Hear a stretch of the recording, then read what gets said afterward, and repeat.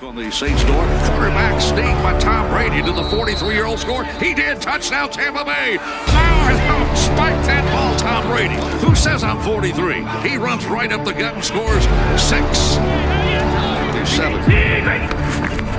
Handoff, run the ball. Fournette slashes away to the 40, to the 35, to the 30, to the 30, 25, to the 20. Fournette to the 10, 5, 3, 2, 1. Touchdown, Tampa Bay. Run the ball, Leonard Fournette. Wow, what a blast up the gut, found daylight, and outran everybody. Fire the cannons, get them going. Bucs win. Bucs win, Bucs win. Fire them cannons.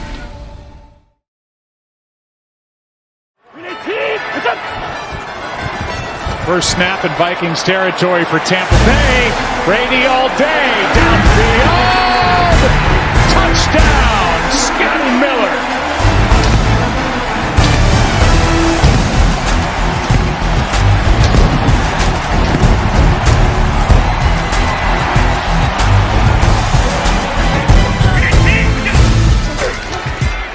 Four-man rush. Brady airing it out, going deep. He's got it to Antonio Brown.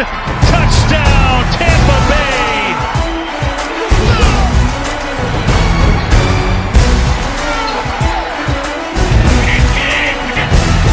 Ronald Jones will get it. Big hole. Jones gets by. Ronald Jones may go all the way. Being chased from behind. Does Jones have enough? Still on his feet. Ronald Jones, 98-yard touchdown.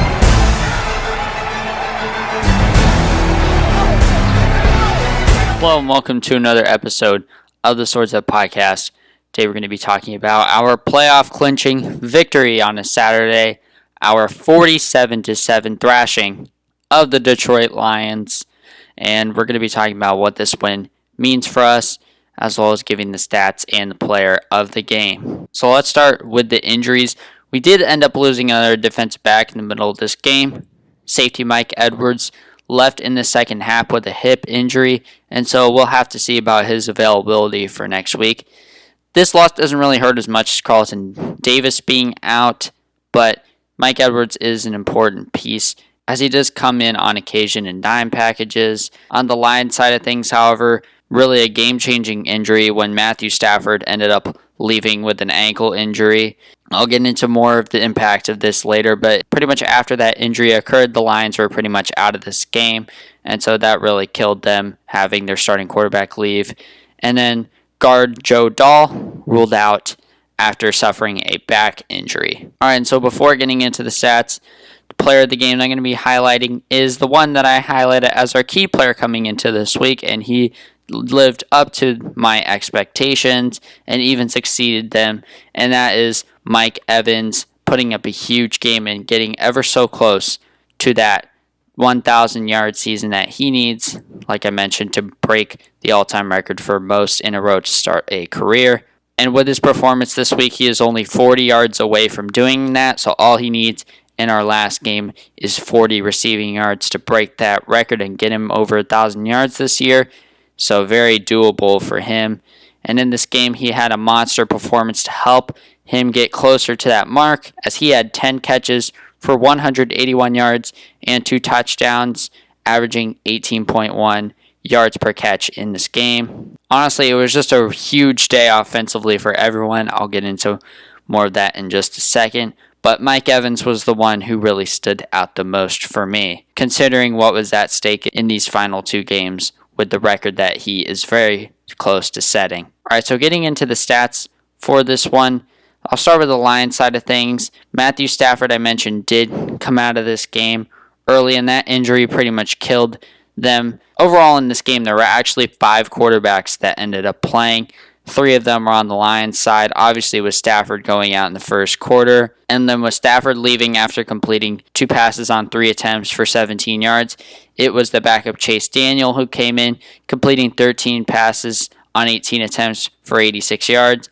And then towards the end of the game, the third stringer David Blau came in, 6 completions on 10 attempts for 49 yards and an interception. Obviously very ineffective offensively from the Lions in this one. They were just not able to do anything whatsoever, largely because they were down early due to their horrible defensive play in the first half. And also with the Stafford injury, it just was really killer for them early on. They were just never able to recover from an early hole. On the ground, DeAndre Swift had a couple of good runs early on, but because they were down so early, they were forced to go away from the run game. And Swift had 10 carries for 45 yards. David Blau had 1 carry for 18 yards, and then Adrian Peterson, 4 carries for 10 yards. Leading receiver was Danny Amendola, 5 catches for 37 yards, followed by DeAndre Swift, 4 catches for 25 yards. TJ Hawkinson, who I highlighted as the Lions key player coming into this one, really quiet along with the rest of the offense.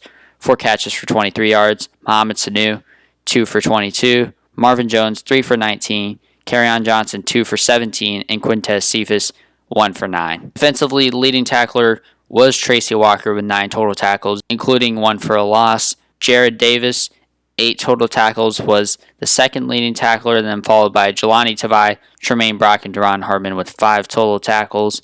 Also having tackles for a loss were Darryl Roberts, Everson Griffin, and Julian Okwara, with Everson Griffin and Romeo Okwara recording sacks, and Darryl Roberts recording the only pass defended. Romeo Okwara was also able to record a forced fumble in this game, which was a strip sack late coming on Blaine Gabbert, but the Buccaneers were able to get on top of it. And so now getting on to the Buccaneers side of things, Tom Brady once again having an excellent day, and he really had a full game's worth of stats, even though he only played the first half. He did not play the entire second half, actually got pulled for Blaine Gabbert. And so Tom Brady in the first half, 22 completions on 27 attempts, 348 yards, and 4 touchdowns, no interceptions. Blaine Gabbert was our second half quarterback. He had 9 completions on 15 attempts for 143 yards, 2 touchdowns, no interceptions. Leading rusher in this one was Keyshawn Vaughn, who I thought looked pretty impressive at times. So hopefully he has a larger role going forward. And I think this performance from him really showed the promise he has in the future that he can provide into this offense. And I'm thinking he might have a bigger role going into next season. And so he had 15 carries for 62 yards. After some strong runs early on, he pretty much stepped in at running back throughout the second half. Leonard Fournette was in early, and he once again had a touchdown in this one to go with 9 carries for 34 yards, and Blaine Gabbert 2 carries for 15 yards. Leading receiver was Mike Evans, who I mentioned had 10 catches for 181 yards and 2 touchdowns. In second, Chris Godwin, 5 catches for 84 yards and a beautiful one-handed touchdown catch. Rob Gronkowski, 2 catches for 58 yards and 2 touchdowns. Antonio Brown had a touchdown for the second week in a row, along with 4 catches for 35 yards. Tyler Johnson, 1 catch for 35 yards. Leonard Fournette, 3 for 32. Cameron Brate, 2 for 27. Tanner Hudson, 1 for 20. Scotty Miller, 1 for 7. Keyshawn Vaughn, 1 for 7. And LaShawn McCoy, 1 for 5. Defensively leading tackler was once again Devin White with 10 total tackles. He also recorded a sack and 2 tackles for a loss. In second, Lavonte David with 5 total tackles. And then Jordan Whitehead and Antoine Winfield with 4 total tackles. Also recording tackles for a loss were William Golston, Shaq Barrett, Jeremiah Ledbetter, Anthony Nelson, with Golston, Ledbetter, and Nelson recording sacks, 1 apiece. And then Jason Pierre-Paul had 2 passes defended and could have had an interception, but it was dropped. And then Herb Miller, Golston, and Whitehead also had 1 pass defended. In addition, Herb Miller had an interception, the first of his career. He was activated to the game day roster this week, obviously with Carlton Davis being out, so he was the corner that was activated in place to fill in the spot, and he recorded his first career interception, so that's good for him. Lavonte David also had a forced fumble, which was the only one from us in the game, which was recovered by Jordan Whitehead. And on kicking, this was really the one problem we had. Suckup didn't really have his best day, but hopefully he can clean it up, and this was just a one-game problem. But he went 0 for 1 on field goals and 5 for 7 on extra points, so in total he missed 3 kicks. Alright, so now looking at the main points of why we won this game. Obviously the dominant offense of putting up 47 points. And really the biggest thing that I saw from this game that I was most happy about was that the slow starts that we have gotten off to in the past few weeks, that completely went away in this one. The offense was hot and they got out to a great early rhythm. I mean, every drive in the first half led to a touchdown except for the third drive. And so just really impressive overall, and so I'm proud of the start we got off to. With our offense looking really dangerous and our defense stepping up like that, I think if we can get off to the strong starts like we did, and we can do that in every game, I think we can hang around with pretty much anyone. And then also Matthew Stafford leaving the game early just hurt the Lions, and I mentioned already how they were just never able to really recover from that. And the defense definitely took advantage of that. The only problem we really had in this team was special teams. Suck up missing the 3 kicks, like I said. And then we also gave up a punt return touchdown, which was the Lions' only score of this game. And so a lot of coaches like to talk about the 3 facets of the game, not just offense and defense, but also special teams. And while the offense and defense were great in this one, definitely we need to clean up some things on special teams, because if this were pretty much most other games we played in this season, those special teams mistakes could have definitely cost us. All right, so with this win, the Buccaneers clinch a playoff spot finally for the first time since 2007.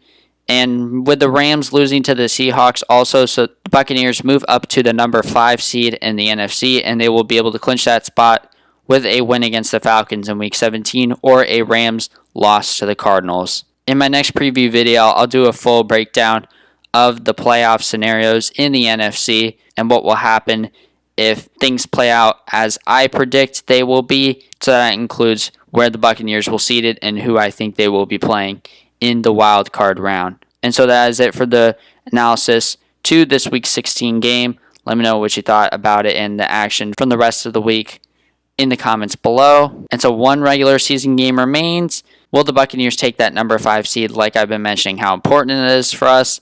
We have the upper hand on it, and so we will see if we can secure it with a win next week.